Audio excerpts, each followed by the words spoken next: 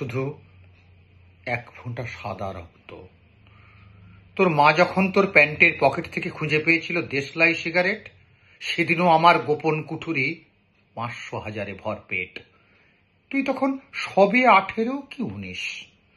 তোর ব্যাগে কন্ডম দেখে তোর শিক্ষিকা মা ডুকরে উঠেছিল। আমি তখন ছাদের ট্যাঙ্কারের ভেতরে লুকিয়ে রাখছিলাম ক্ষমতার তীব্র বান্ডিল। তুই যেদিন রেপ পার্টি থেকে ফিরেছিলি টালমাটাল, আমি তখন ঠিকাদারের গলা টেপে উপড়ে আনছি ক্ষমতার পুষ্টিকর মাখন। আর সেই টাকায় তোকে ভর্তি করেছিলুম দেশের নামকরা মেডিকেলে। তবু তোর মাকে ক্যান্সার থেকে বাঁচাতে পারিনি রে বাবু, তবু তোর মায়ের ক্যান্সার সারাতে পারিনি।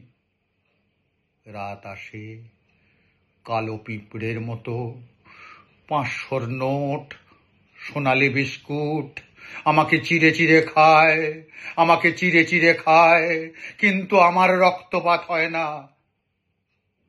তুই এখন রিহ্যাবে, সেখান থেকে মাঝে মাঝে ফোন আসে, আমার পাঁজর খুলে পড়ে, ঘড়ি ফিসফিসিয়ে বলে ওঠে, পাপের বেতন মৃত্যু, পাপের বেতন মৃত্যু। তবুও মৃত্যু আসে না, শুধু মায়ের ছবির ফ্রেম থেকে ঝরে পড়ে এক ফোঁটা সাদা রক্ত।